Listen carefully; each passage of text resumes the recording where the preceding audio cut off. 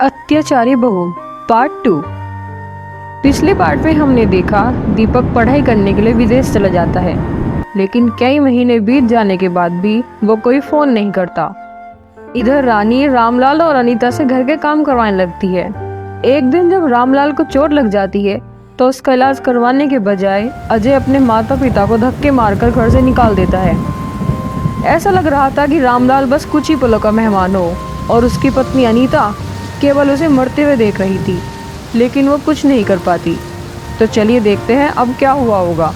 क्या रामलाल बच पाएगा या नहीं। रामलाल घर के बाहर पड़ा हुआ तड़प रहा था। अब ऐसा लग रहा था कि रामलाल मर चुका है, लेकिन तभी गांव के कुछ लोग वहां आ जाते हैं और अनीता से पूछते हैं, अरे बहन अनीता, ये रामलाल को क्या हुआ?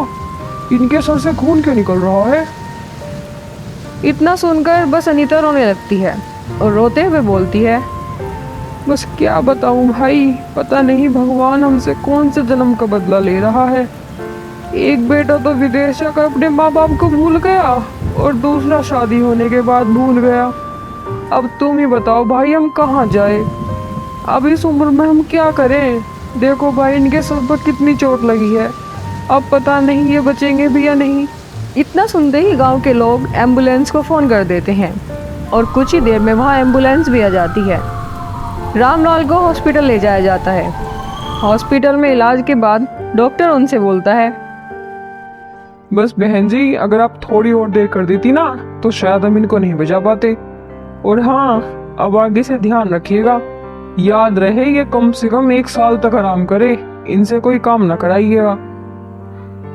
इतना कहकर डॉक्टर वहां से चला जाता है।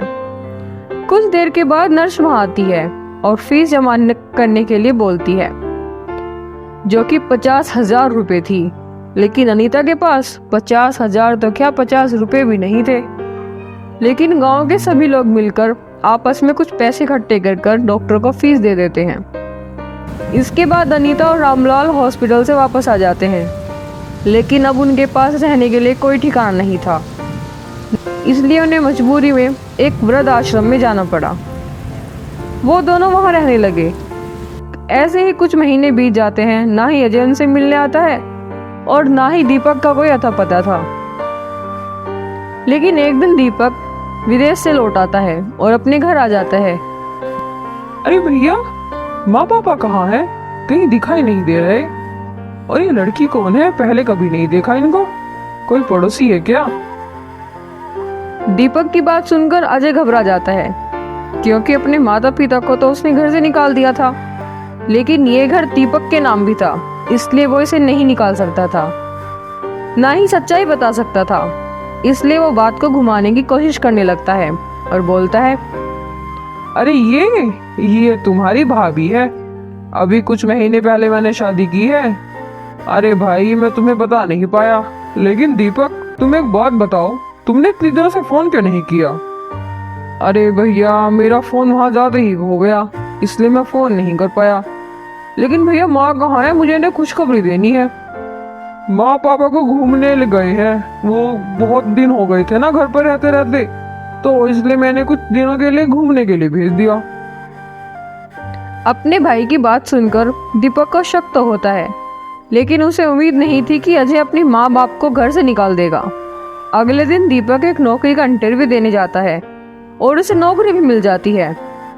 इसके बाद दीपक अपने आप से बातें करते हुए बोलता है, आज माँ और पापा का सपना पूरा हो गया। जब पापा वापस आएंगे तो मैं नौकरी के बारे में सुनकर बहुत खुश होंगे। इधर हम अनीता और रामलाल को देखते हैं, जो अब किसी मंदिर के सामने बैठकर भीख मांग रहे होते हैं, क्योंकि अब रामलाल इस हालत में नहीं था कि कुछ काम कर सके और उन्होंने किसी के सहारे की उम्मीद भी छोड़ दी थी। ऐसे ही कुछ महीने बीत जाते हैं। अब दीपक का सब्र का बांध टूटता जा रहा था। अब तो उसे पूरा यकीन हो गया था कि या तो अजय ने माँ बाप को घर से निकाल दिया या फिर उन्हें मार दिया। इसलिए एक दिन दीपक पुलिस स्टेशन में रिपोर्ट लिखवाने चला जाता है, लेकिन इसका भी कुछ फायदा नहीं होता। फिर ऐसे ही महीने बीत जाते हैं और एक दिन दीपक अजय से पूछता है, भैया, अब तो सच बता ही दो। अरे कुछ तो शर्म करो, जिन माँ बाप ने तुम्हें बचपन से पाला, आज तुमने उन्हें ठुकरा दिया। लेकिन अपने भाई के बार बार पूछने पर भी अजय कुछ नहीं बताता, बस झूठे बोलता रहता है। लेकिन तभी उसकी पत्नी रानी पीछे से आकर बोलती है, अरे क्या हुआ, अगर घर से निकाल दिया? कब तक अपनी छाती पर रखते? अपने ही इतने खर्चे हैं, अब इंसान अपने बारे में सोचे उनके बारे में। और हाँ, मैंने निकाला है दोनों घर से बाहर, अगर तू भी ज्यादा बोलेगा तो तुझे भी घर से बाहर निकाल दूंगी। बस इतना सुनते ही दीपक समझ जाता है कि उसके माँ बाप के साथ क्या क्या हुआ होगा। दीपक भी घर छोड़कर चला जाता है और अपने माँ बाप को ढूंढने में लग जाता है। एक दिन दीपक अपने माँ बाप की सलामती के लिए मंदिर में प्रार्थना करने जाता है, और ये वो ही मंदिर था जहाँ रामलाल और अनीता भीख मांग रहे होते हैं। जैसे ही दीपक मंदिर के अंदर जाता है तो वो अपने माँ बाप को भिखारियों के साथ बैठे हुए देखता है, और उनकी ऐसी हालत देखकर उसके पैर तले की जमीन निकल जाती है, मानो उसके पैर जैसे पत्थर के बन गए हो। इसके बाद दीपक अपने माँ बाप के पास जाता है और रोने लगता है, और रोते हुए अपने उनसे पूछता है, पिताजी, आपकी हालत कैसे हो गई? मुझे माफ कर दो, मैं काश में विदेश गया ही नहीं होता। अगर मैं आपके पास रहा होता इतना सब नहीं झेलना पड़ता आपको। कोई बात नहीं बेटा, इसमें तेरी कोई गलती नहीं है। अगर तेरी भी तो कुछ सपने सपने होंगे, तू ज्यादा परेशान मत हो, हम दोनों ठीक हैं। इसके बाद दीपक अपने माँ बाप को अपने साथ ले आता है और पिछली सारी बातों को भुलाकर अपने भाई भाभी से अलग अलग खुशी से रहने लगता है। लेकिन जितना बुरा अजय ने अपने माँ बाप के साथ किया था, अब अजय के साथ उससे भी बुरा होने वाला था, क्योंकि जिसे वो बहू बनाकर अपने घर लाया था वो अजय के घर पर कब्जा करने के लिए आई थी। इसलिए सबसे पहले उसने उसके माँ बाप को निकाला, फिर उसके भाई को निकाला, अब अजय की बारी थी।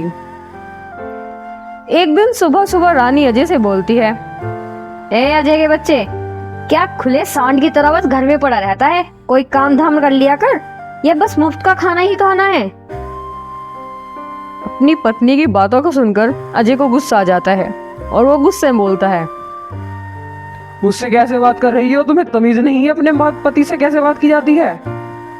अरे तू मुझे तमीज सिखाएगा? अरे जा, जो अपने माँ बाप को घर से निकाल दे, आज वो मुझे तमीज सिखा रहा है। बस इतना सुनकर अजय अपने आप पर काबू नहीं रख पाता और रानी को थप्पड़ मार देता है।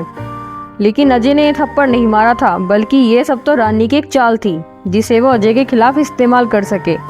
इसके बाद रानी पुलिस को फोन कर देती है और कुछ देर के बाद पुलिस अजय को औरत पर हाथ उठाने के जुर्म में वहां से पकड़ कर ले जाती है।